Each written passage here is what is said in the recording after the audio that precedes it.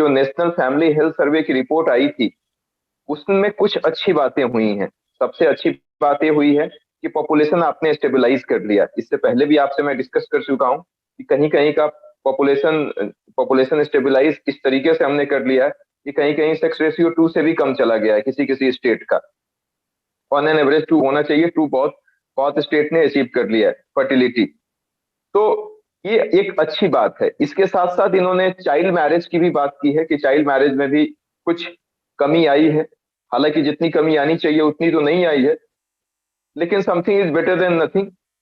Child marriage में भी कमी आई है। पहले इन्होंने डेटा लिया है 2015-16 का।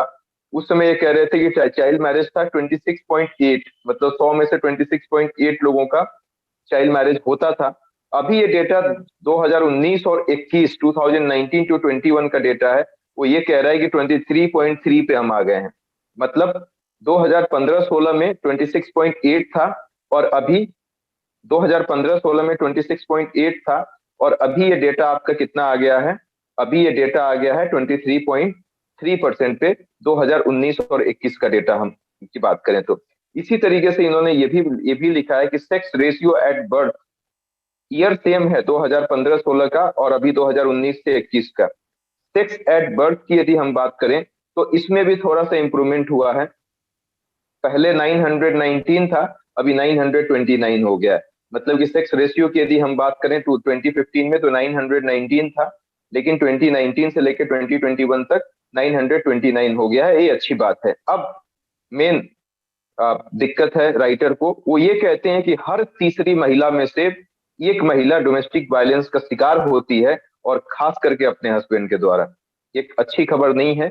अभी भी नेशनल फैमिली हेल्थ सर्वे की रिपोर्ट ये बयां करती है कि अभी भी हर तीसरी महिला में से एक महिला कहीं ना कहीं वायलेंस का शिकार होती हैं अपने हस्बैंड के द्वारा।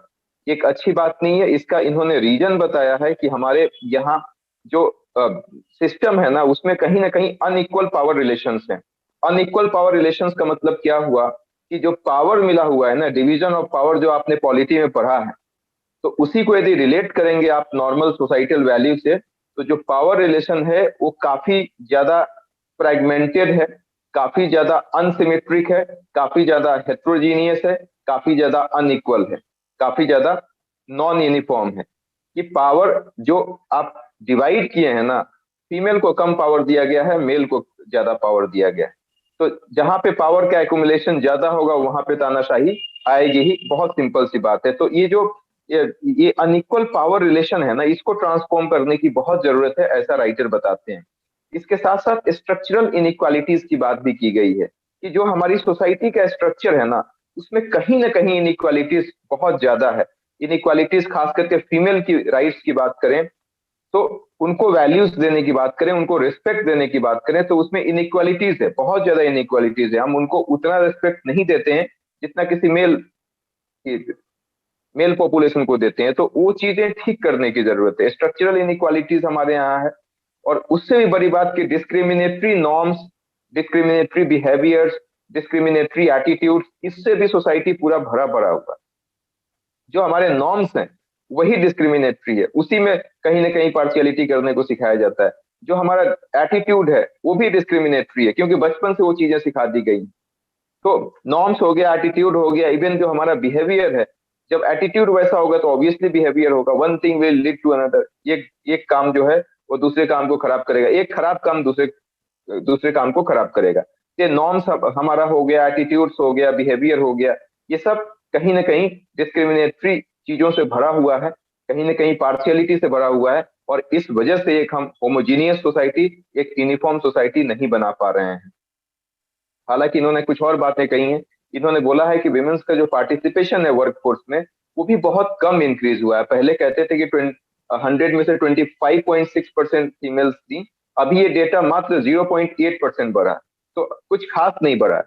25.6% 2015-16 में रहा होगा और अभी का जो डेटा बता रहा है वो 0.8% और ज्यादा इंक्रीज हुआ है।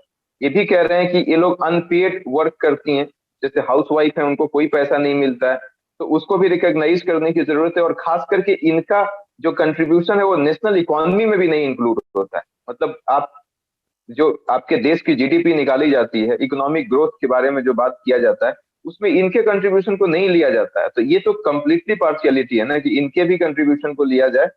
और इसके साथ साथ लास्ट में राइटर यही सजेशन देते हैं कि देखो, ये नेशनल फैमिली हेल्थ सर्वे का जो डेटा आया है ना, इससे एक चीज सीखने वाली है कि टारगेटेड स्ट्रैटेजी अपनाइए। टारगेटेड स्ट्रैटेजी का मतलब कि कौन कौन से पैरामीटर में, कौन कौन से इंडिकेटर में हम लैग कर रहे हैं, हम पीछे हैं, वहां पे फोकस करने की जरूरत है। और कौन कौन सा ऐसा रीजन है across length and breadth of the country जहां पे हमको, जहां पे कहीं ना कहीं हम डेवलपमेंट के मामले में लैग कर रहे हैं, तो वहां पे लीड करने के लिए क्या स्ट्रैटेजी अपनानी चाहिए, खास करके वैसे इलाके में जो अंडर डेवलप्ड है, वहां पे हमको काम करने की जरूरत है। और इसके साथ साथ एक और सजेस्टिव अप्रोच देते हैं कि convergence of all stakeholder, मतलब सारे लोगों को एक साथ आके काम करना पड़ेगा। वो चाहे सिविल सोसाइटी हो, चाहे आम जनता हो, चाहे गवर्नमेंट हो, local government, state government, central government, सबको एक साथ आके काम करना पड़ेगा। तभी हम बाकी जो चीजें हैं, जो चैलेंजिंग चीजें हैं, उसको हम सही कर सकते हैं। इसके बाद एक और लाइन लिखा था जो मुझे अच्छा लगा, इसलिए मैंने आपके सामने आपके साथ शेयर कर रहा हूँ। इन्होंने बोला है कि बचपन में जब बच्चों को सिखाया जाए ना, तो एक इथिक्स जरूर सिखाइए आप। खास करके बॉयज की बात की जा रही है कि जेंडर इक्वल वैल्यूज कैसे किया जाता है, और पॉजिटिव मैस्कुलिनिटी की बात की जा रही है कि अभी भी हम मैं ऐसा ऑब्जर्व किया हूं कि जो बॉयज होते हैं, उनको इस तरीके से अपब्रिंगिंग दी जाती है कि वो बहुत लीस्ट रिस्पेक्ट करते हैं गर्ल्स का। हालांकि ये हर जगह पे नहीं है, लेकिन मैक्सिमम अभी भी ऐसा होता है कि उनको इस तरीके से अपब्रिंगिंग दी जाती है, क्योंकि वो देखते हैं कि उनके पिताजी उनकी माँ को कहीं ना कहीं डिस्क्रिमिनेट कर रहे हैं। तो वो चीजें वो अपने घर से सीख लेते हैं, वो वैल्यूज अपने घर से सीख लेते हैं, और उनके दिमाग में अहम, उनके उनके दिल में या उनके दिमाग में ऐसी बातें घर कर जाती है कि ये हमसे वीकर सेक्स है, और इसको हमको किसी भी तरीके से एक्सप्लॉइट करना ही करना है, चाहे इमोशनली हो या मेंटली हो या जिस तरीके से भी हो। तो इनिशियली ही यदि हम बच्चों को ये सिखा दें कि जेंडर इक्वल वैल्यूज रखना है, मतलब गर्ल्स को भी उतनी ही रिस्पेक्ट दो जितना आप किसी मेल को रिस्पेक्ट दे रहे हो, तो कहीं ना कहीं हम एक अच्छा सोसाइटी बनाने की बना सकते हैं। क्योंकि आज भी लिव इन रिलेशनशिप में लोग रहते हैं और उसके बाद इमिडिएटली ब्रेकअप हो जाता है, फिर किसी दूसरे के साथ चले जाते हैं। तो इसमें अक्सर ये देखा जाता है कि बहुत ज्यादा गलती लड़कियों के साइड से नहीं होती है, लड़कों के साइड से ही होती है। तो अब इन सब चीजों को ध्यान में रखते हुए यदि उनको पॉजिटिव वैल्यूज शुरू से ही सिखाया जाएगा, तो शायद ठीक हो सकता है। ऐसा मुझे लगता है। तो आर्टिकल यहीं पे खत्म होता है।